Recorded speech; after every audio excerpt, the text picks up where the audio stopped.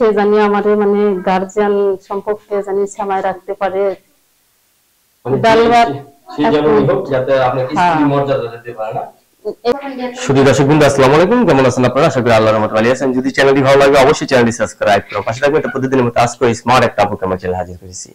Media কি কারণে আসলো সেটা আপনাদের সাথে তুলে ধরার চেষ্টা করব। আমার মনে হচ্ছে যে কোনো একটা হলুদ গোলাপ বা হলুদ সরিষা ফুলে এর ক্ষেতের ভিতরে দাঁড়িয়ে আছে। আসসালামু আলাইকুম আপু,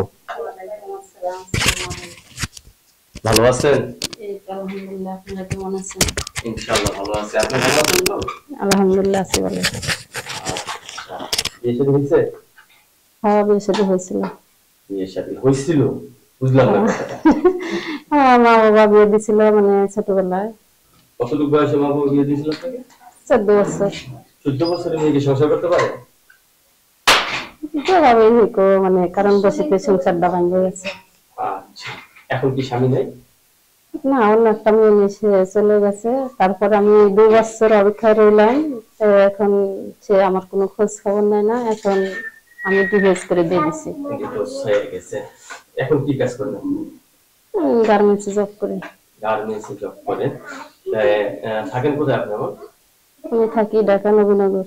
ঢাকা নবীনগর। এখন কি বিয়ে শাদী বসবে না? আবার হ্যাঁ, যদি মনের মতো যদি কাউকে হয় তাহলে আমি জীবন সাথী মনের বানাবো। মতো মানুষ পেলে বিয়ে বসবে। কিরকম মনের মানুষ আছে? প্রবাসী চাকরিজীবী ব্যবসায়ী? হ্যাঁ, যাই হোক সে জানি আমারে মানে গার্জিয়ান সম্পর্কে জানি সামায় রাখতে পারে। মানে ডাল ভাত সেই জন্যই হোক যাতে আপনাকে স্ত্রী মর্যাদা দিতে পারে না। এইটাই জীবনের যা ভালোবাসা। প্রবাসী ভাইদের কেমন লাগে যারা বিদেশ থাকে? কি বলবো এখন আর সিভিডোর সামনে বাইকে যা আল্লাহ পাক রাখছে এটাই তো হইব। এখন মানুষকে তার মানুষ অবহেলা করে না। প্রবাসী ভাইদের কিন্তু একটা স্বভাব খারাপ আছে, বিয়ে করে বসে যায় না।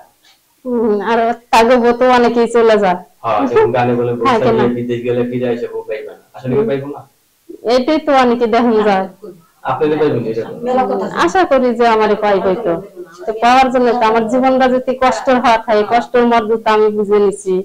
কারণ যে আমি যারা আপন করে নেব এই কষ্টটা যেন আর কখনো না পাই, তাই না? এতটুকু সেটাই তো।